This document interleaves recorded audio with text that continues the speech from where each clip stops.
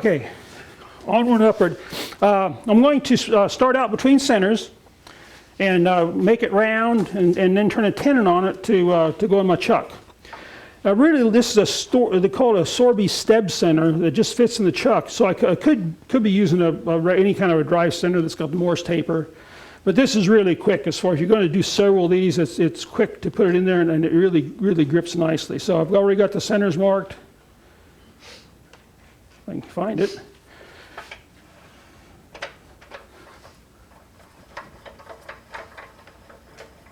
And I only go up to about 1800 RPMs. I'm not one of these crazy ones that goes up as fast as it'll go.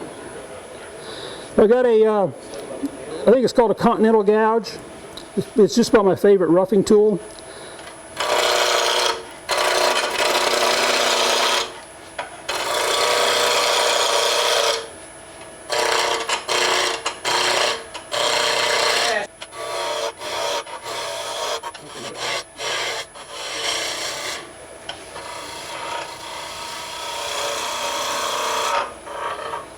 Okay. Another advantage of having this in the chuck like that is I can see how the size of the chuck, and I can easily gauge how big my tenon needs to be to fit in that chuck.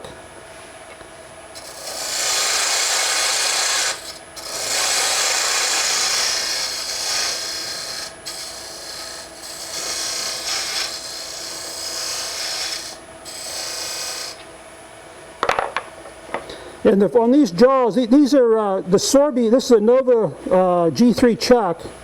The Sorby jaws and the Nova jaws are all interchangeable with each other. This is a set of 35 millimeter Sorby jaws. They got a slight dovetail on them, so I'm just going to put a little bit of recess there.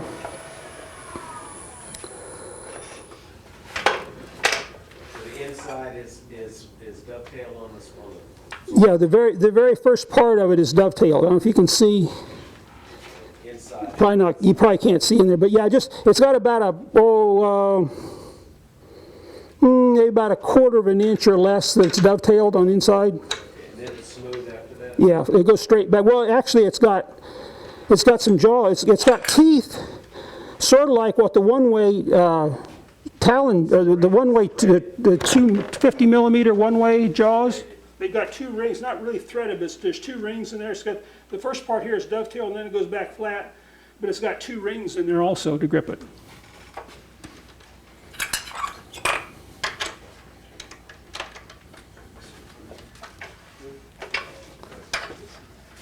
And I'm just going to use the live center just to. So I turn it round, and next thing I do is I want to put clean up the bottom there. Now you could clean it up with a spindle gouge. But what I found is I just use a Forstner bit to go in there and give me a good flat surface that's going to be perpendicular to the hole I drill. So I think this is about a 1 1/16 Forstner bit. Wanted about the size of the top of the bottle to give me a good flat surface there. And for this I'm going to do it about 400 RPMs. And I'm only going to go in for just as far enough to give me a good flat surface.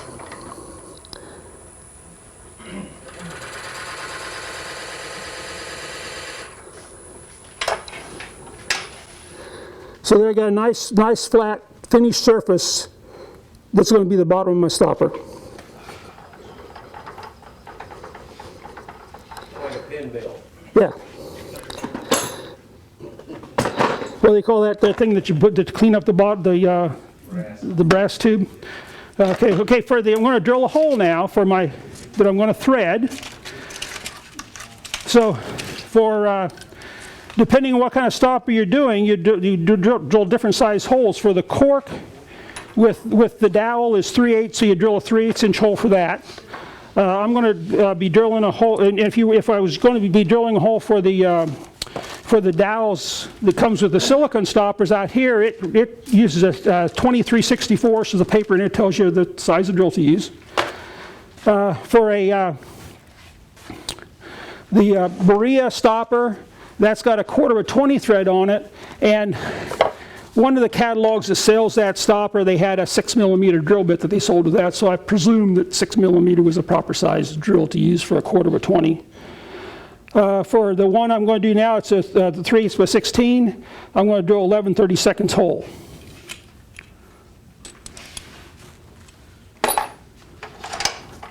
And I'm going to drill, I need to drill this, two things I need to take into consideration. I haven't wrapped those up yet. Is I want to go at least deep enough for that to fit, but since I'm going to thread it, I also need to go a little bit deeper. The tap, if you can see it on here, the tap is sort of tapered down. The last 1/4 inch or so is sort of tapered, so I got to drill it that much deeper than that. So when I go in to tap it, I get a full length thread for the size of my stud. So I'm going to go in and drill it in about that deep right there. I want to go in. That should be deep, and that's deep enough right there.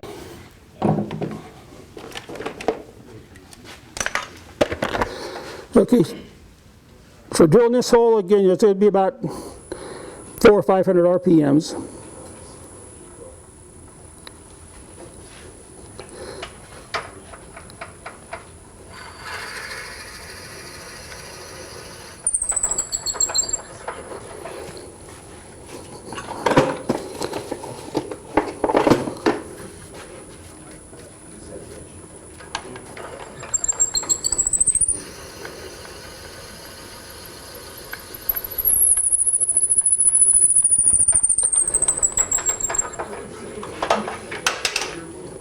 Okay, now depending on the wood, if it's this is I think that's cherry. I think that holds the wood will hold threads fairly well. But if the wood is soft and you have any suspect of how it's going to cut the threads, what I do is I'll just take some thin CA and coat the inside of the hole, let it sit overnight or for a few hours anyway, to make sure the CA is cured, because I don't want to get my tap in there and the CA decides it wants to set on my tap. So I would, if I'm in doubt about what the threads are going to look like, I'll coat it with thin CA, let it sit until that's dry, and then I'll tap it. But in this case, we'll just go move on ahead. Now the tap, I want to back the quill off to where it's free in there. It won't bind up in the taper. Just move this up to where it's sort of close to that, and then make sure the lathe won't come on. Unplug it. Or on my Delta MIDI lathe, it doesn't turn, depending on what speed setting you're on, it doesn't turn free like that. There's resistance through the motor. And in that case, I'll just take the belt off of the shaft in there so that the spindle is just completely free. So I'm just going to take this and just rotate it by hand, backing it out.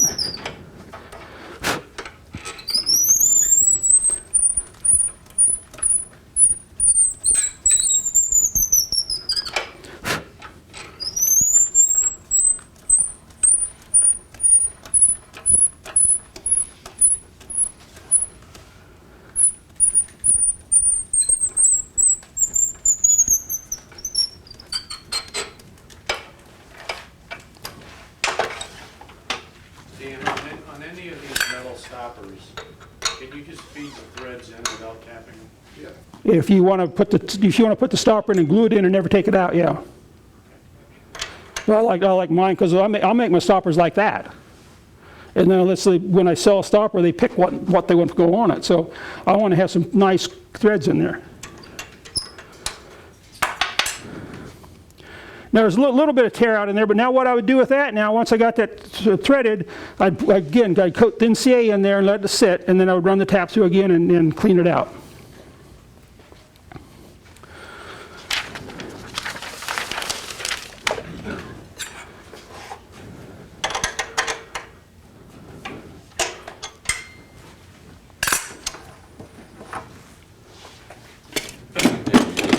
No, we're done with that one for the night. Okay, I've got one here that I've already drilled, and I'd put CA, and I'd also, since that's a finished surface where that Forstner bit surface is finished, so I coated that with thin CA. So I'd coat that with thin CA, coat the inside of the threads with thin CA also, and that's basically what I'm going to start out with this one now. Now when you go to mount one of these in there for turning, you have several choices or options for mounting different types of we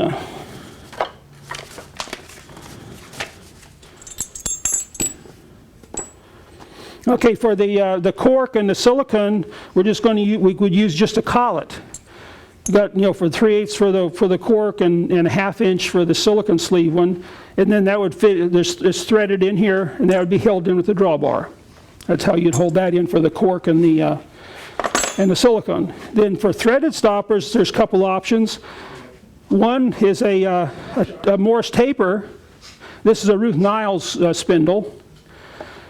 This one's threaded for the mini lathe. You know, one by 8 for the mini lathe, and this one I think comes from. It's available out here on the shelf. I think it comes from Penn State. Yeah, Penn State. And then for the 1/4x20. This is a 1/4x20 mandrel, and this has got a 3/8 inch body that would again fit in a collet.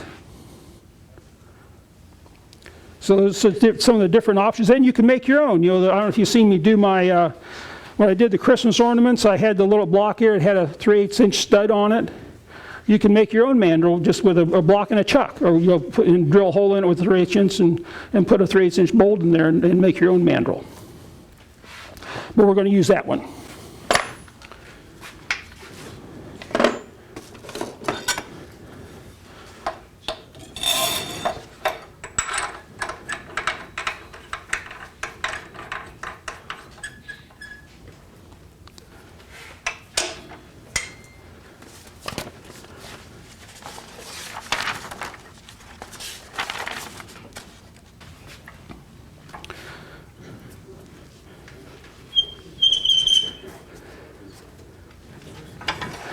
Okay, and if you want to, while we're going to finish getting that turned down to the final diameter, we'll go ahead and give it some support with the tailstock.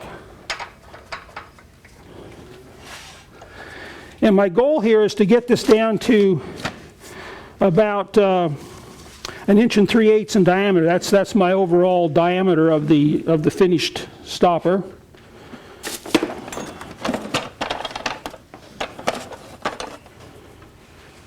Got a gauge here for 1 3/8. See that? It's got steps on it for easily setting your calipers. So I need to take it down evenly so that'll fit.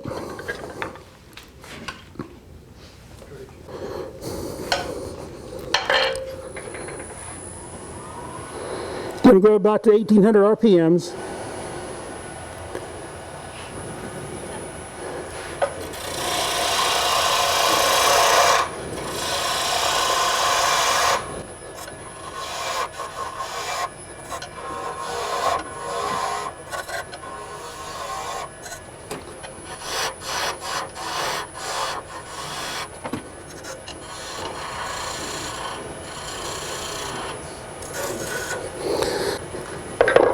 Okay, now I want the height of my finished stopper to be about a little over 1 3/4 inches. So I'll come up here and make a mark at 1 3/4 inches.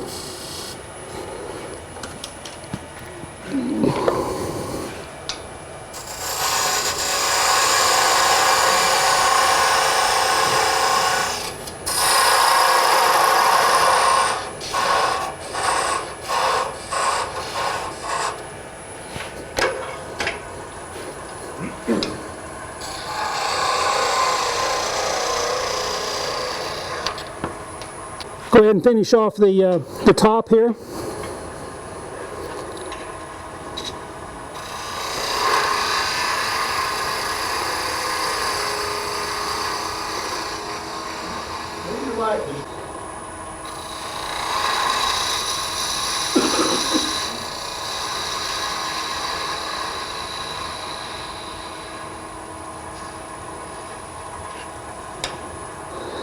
When I parted that off, I got a little bit of tear out on those fibers there in the center, so I went down a little bit farther than what I wanted to.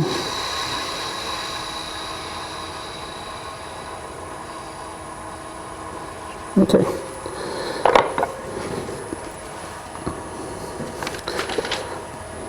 So I'll that's my overall height. Now I want to come down to about 1 inch over here to match the top of the bottle.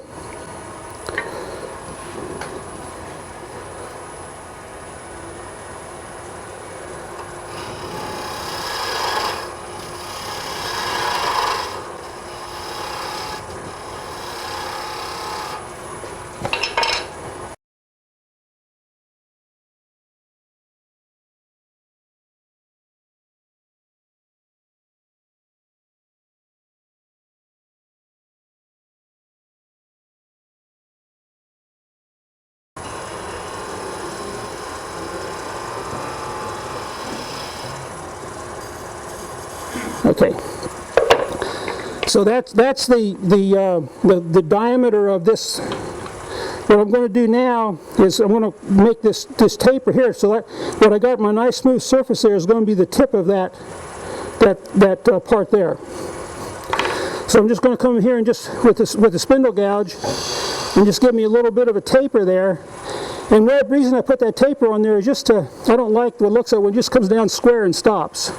It just gives me a little bit of a shadow line that sort of blends in with the conical shape of the stopper. So now I'm going to make a line up here at the top to identify my widest area. That I'm going to leave the widest is going to be right there. So now I'm going to go from this edge that I just formed here, and from there, and I'm going to create a nice smooth ogee curve from there down to the narrowest spot about right there.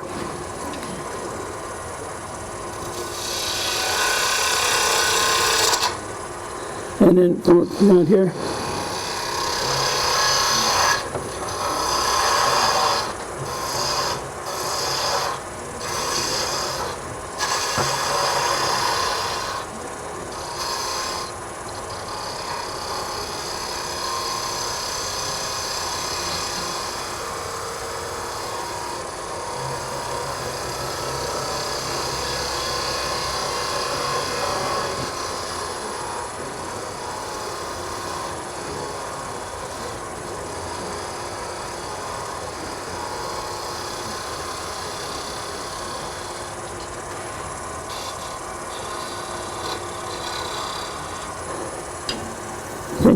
And now I'm going to continue that curve on there, on around, and just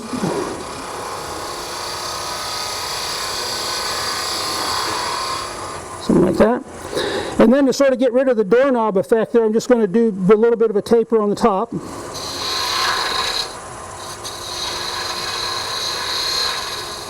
Like that. So we're ready to sand that. Here we got some 220.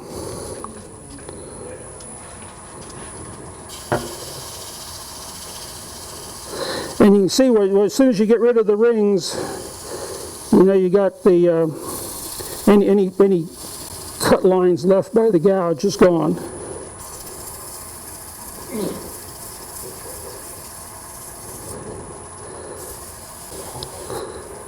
Looks like I got a bit more of a ring in there. Yeah, there's a bit of tear out there, so I'll go to some 180 down right in the bottom down there. So this is 180.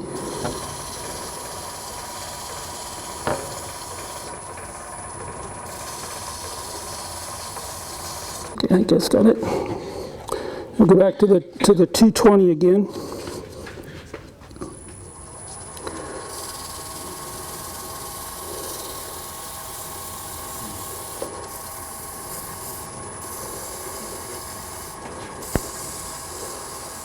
This design is also very easy to sand. I don't have a lot of sharp little details in it that's going to cause a problem to sand. It's very simple,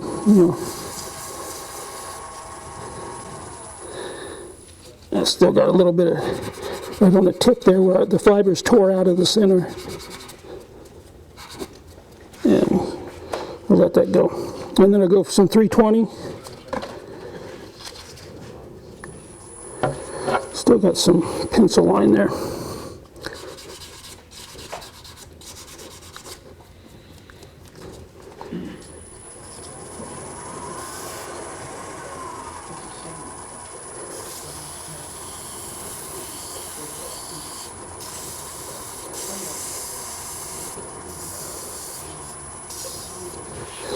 And then some 400.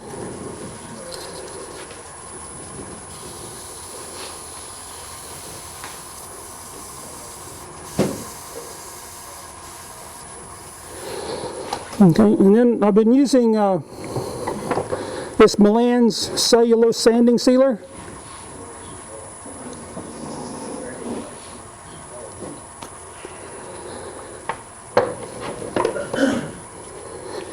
And I put it in just a little cake decorating container, I think it is.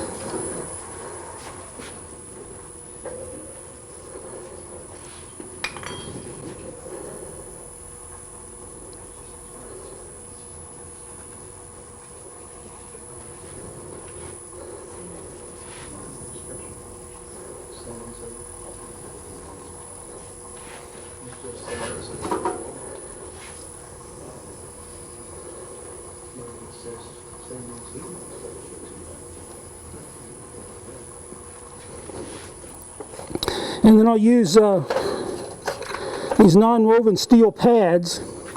The gray is about 600 and the white is 800. And that's out here in the store.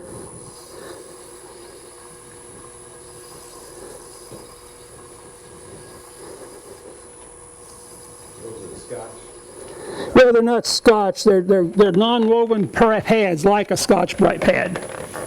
Ron Brown's best. Probably. Okay, now that's just one coat of sanding sealer. Now I could. This is some Liberon 4/0 steel wool.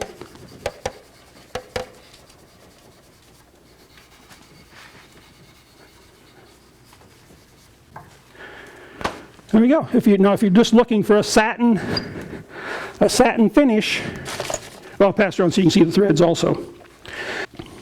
So now you could, in my next finishing thing I use the Liberon finishing oil. You can put 4 or 5 coats of this on there over several days. Now the can says it dries in 5 hours, but I typically put it on and let it dry overnight. But it does cure. It's got a curing agent in it, and it cures. And it'll give you, builds up. You can build up a surface with it. And I'll show you some that's got 5 coats on. So over a period of 5 days, each morning when I go down, I'll put another coat on, let it sit until the next day, and then after 5 coats, I'll go back over with the steel wool and then buff it out. You tried any of those? You sand between coats? Maybe. Depends on what I feel like that day. There's been some where I haven't. I just put a coat on every day for 4 or 5 days, and then went through it with a steel wool, just enough to get rid of dust nibs. And I've seen several people that read about several people that used one of those shellac-based islands or hut and seem to be pretty happy with it. Have you experimented with any of the friction polish? well, that's what. It's a heck of a lot faster. Yeah, I've got. Well, some of these. I think some of these stoppers in here have got friction polish on. But it's really, when you're putting friction polish on, you put just the slightest amount. And you got to get the speed up to produce some heat. If you get too much, or if you don't generate enough heat, you're going to have rings in it and streaks.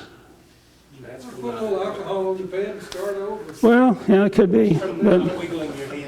But I found, that just that Milan sanding sealer, that's quite satisfactory finish there. And I'll show you, I'll buff it later and you can see what it looks like. It'll come up with a shine. It's not going to be a mirror-like polish, a mirror shine, but it'll give you a shine. Okay, and as I was saying, that one is drilled out for a little bit deeper for another purpose. I had talked to Ron a while back, this Ron over here, not the Ron Brown, that I didn't like the way you see parts of the stopper showing between the bottle and the knob. So I've been trying to come up with a design. You can see that one going around there. Since I bored that in, that's really got a real thin lip down there. It's not going to survive very long. It's going to break off because there's not enough material there. So I was looking for another stopper design that would have more bulk down at the base like that and allow me to counterbore up in there to hide some of the stopper up inside the body, so my wood would sit right on top of the bottle. Well, when my wife and I are out driving around or driving to Iowa or where we always try to stop at Cracker Barrel for lunch or dinner. And even if we stopped there yesterday after we get done eating, she's got to check out the gift shop. Everybody else know that too? Well, I'm getting to that. This is where I end up, out front, sitting in the rockers watching the sights. Okay? Well, one day the sights were slow, and I happened to notice the finials up here on the top of the rocker. And I says, I've been looking for something like that. So I scaled it down and came up with this. So I used the stopper or that knob, that finial design. You can't really see it on there, but I traced it, and then I sort of decided how tall I wanted it to be, and then proportion-wise, I just drew up measurements on it. That way you can recess it deeply in it. Right. That has more bulk down here in the bottom and allows me to drill that hole in, like you saw in that stopper that's going around, and still have plenty of material on the outside of that recess to support it. So you never know when you're going to come up with the design idea.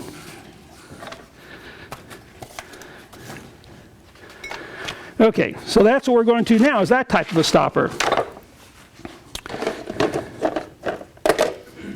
And so what I've done now is the same steps I just went through on there, but instead of putting a threaded hole, I've drilled my whatever size hole it was, and put one of the dowels in for the silicone stopper, or for the silicone sleeve. So we need to take this up. What did you glue to it?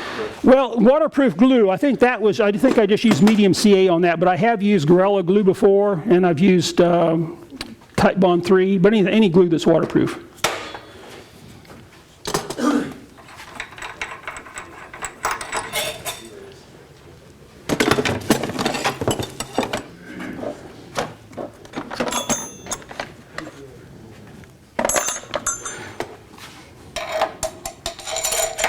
And I found it easier to get that, since that is really a 1/2 inch, and this may be a little bit more than a 1/2 inch. So I sort of sand a taper on the dowel, and I found it's easier to get it pushed in there all the way if I do it like that. And then Can you get those sleeves here? yeah, the Brown's Best ones out here now. You can buy them out here. They have in 3/8 and 1/2 inch, I believe, with a drawbar. I think the drawbar will fit a Delta mini lathe or a Jet mini lathe. It's not long enough for here. It's just a threaded rod. You could replace the threaded rod. Okay, we'll go through the same steps on as I did on the other one. I want to have my length on this one to be, again, about 1 3/4 inches. So I'll come up and mark my. In fact, it's right there is 1 3/4 inches. So then we'll go ahead and get rid of that.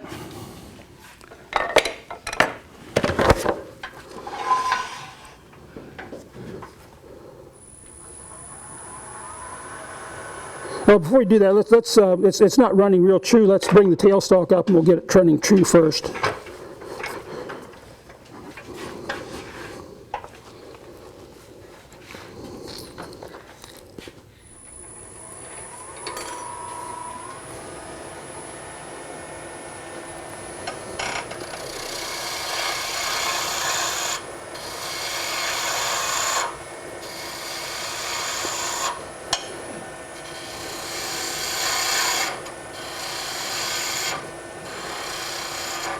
I may as well go for my diameter there also. The diameter is the widest part is 1.4, or just slightly less than a 1/2 inch. I just happen to have a caliper here that's got tenths on it.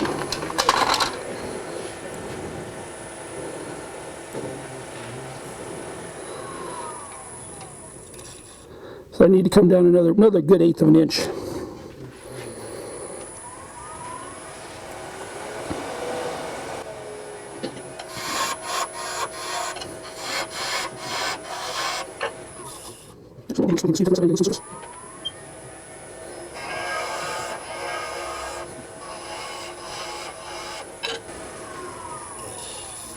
Yeah, that's good.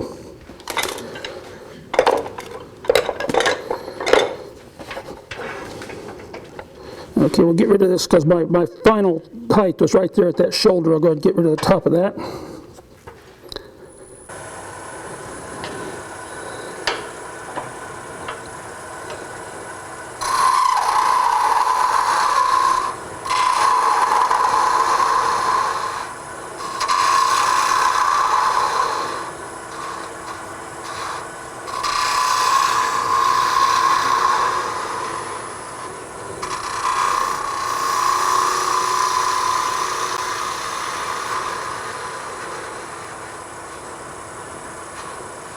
Okay, there's my final length, or height. So now I want to put the other major dimensions in. You see that down there? Not very well. I want to come up from the bottom about 0.35.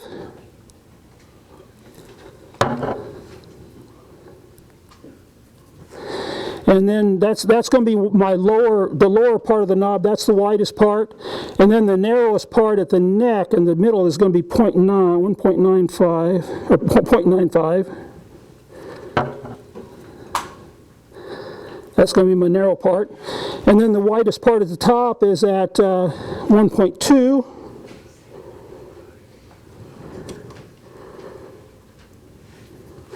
And then the base of the button on the top, that's at about 1.46.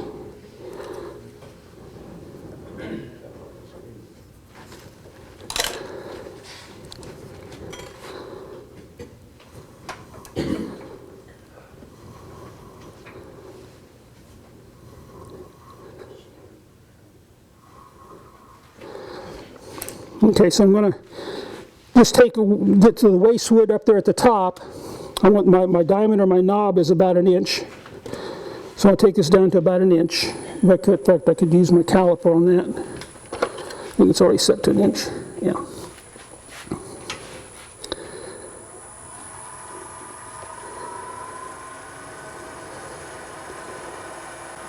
You get about 1,800.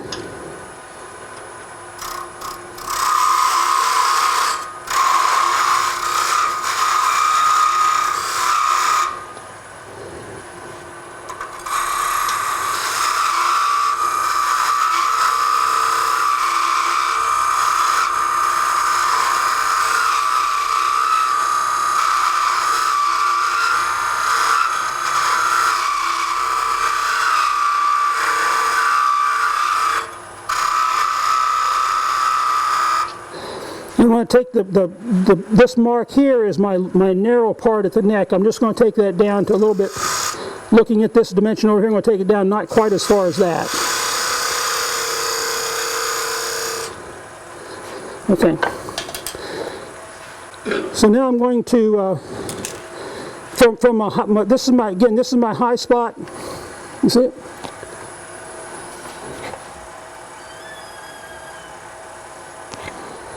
This line is the fat part at the bottom. This line is the fat part at the top. So I'm going to round this edge over to meet my my Forstner cut down there.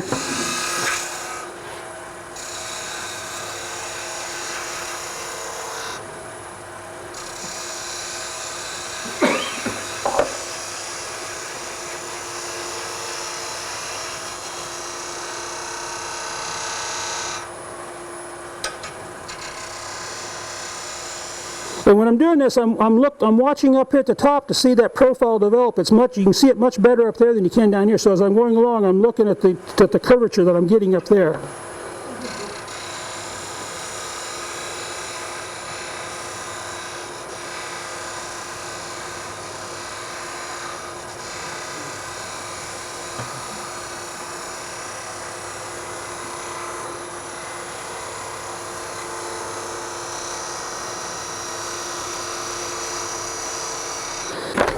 Okay, so now next step is I want to continue this curve over down into there, but I just don't want to curve it over. I want to create an OG curve. I want to come in from this is the fat part on the top.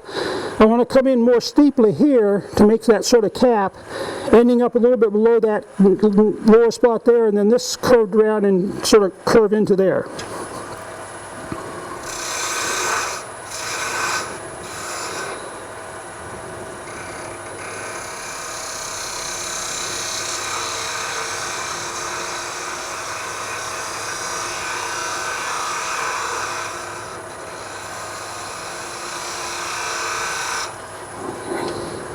Okay, now this is the tricky part here is to be able to do that plunge cut. I don't have any kind of bevel support.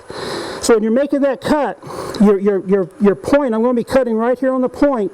The point needs to be completely vertical, and I need to be pointed directly toward the center. And if I'm not, that's where you get a little corkscrew decoration where it goes off to one side or the other.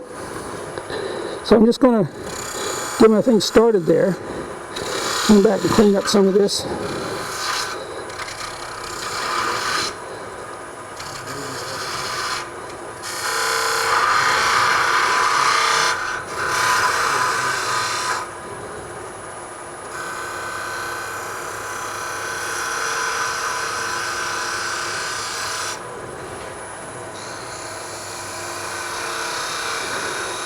My idea is to come from both sides and meet in the center.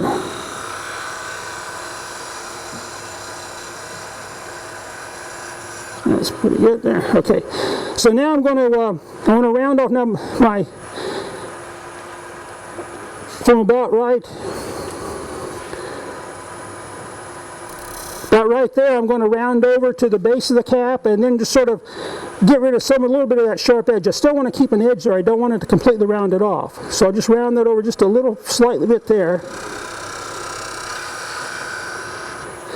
And then round this over to meet the cap.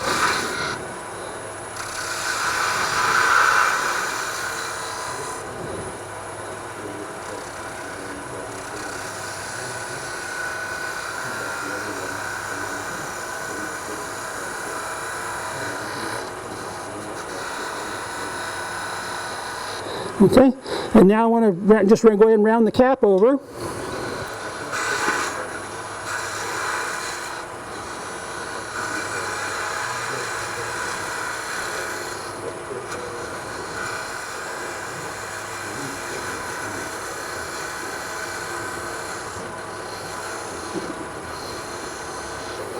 Okay, now this, I can't get my point of my skew in, or my point of my gouge in there, so I'm going to just go uphill a little bit, just with that edge.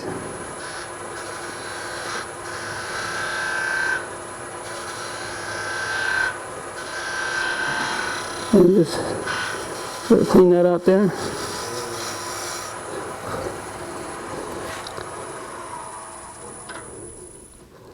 I think that's acceptable.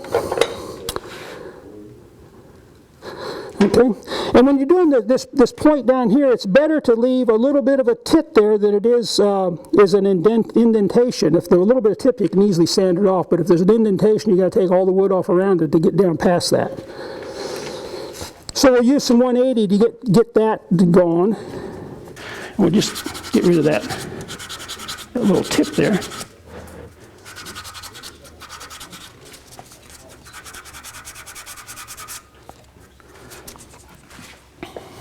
Maybe a little bit more. Clean up that little, just the corner down there.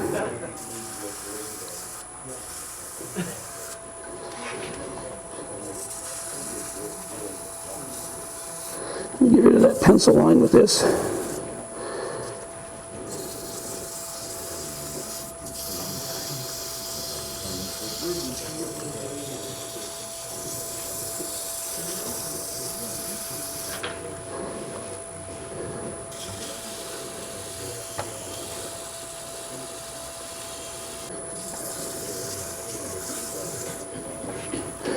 I call this my Cracker Barrel collection. I wanted to show you how the buff, where's that one that went around, show you what it looked like with it buffed up. That'll take a couple minutes, we'll try that. Where's that one that had this, okay. So I got little hand pieces, and for the threaded ones, it's just a 3/8 by 16 bolt, and then for the ones that's got the dowel, I just drilled a 1/2-inch hole, and that's my handpiece that I use for. Okay. You gonna stop it? Yeah, well,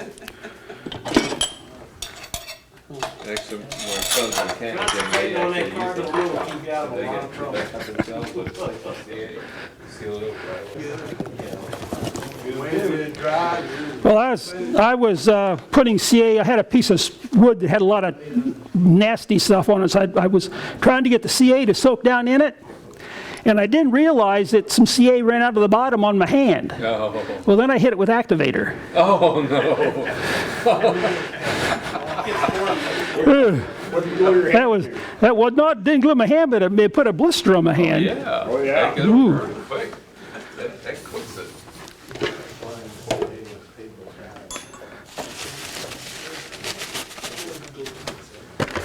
Okay, I'm going to do the buffing with the triple E and white diamond at about 1500.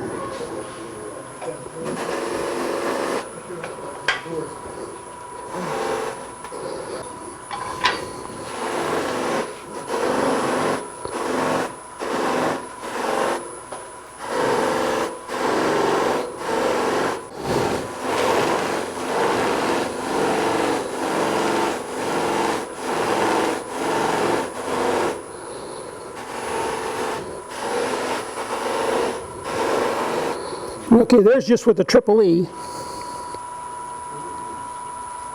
Definitely brings some shine out. Definitely brings something out. Yeah.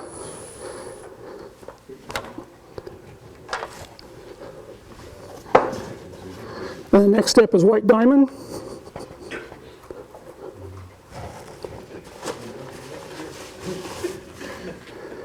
You want to share nothing with us? Again, I'll do this at about 1500.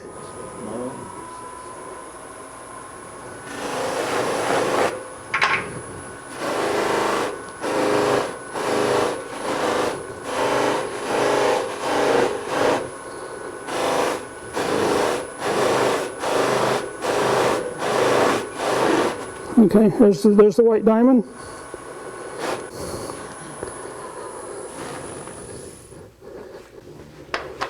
And then this is the wax wheel.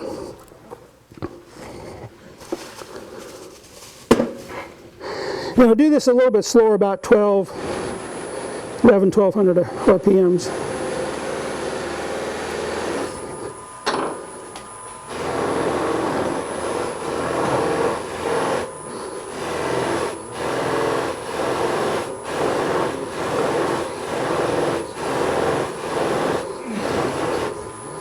There you go. Just remember, that's just a quick coat of sanding sealer. Oh.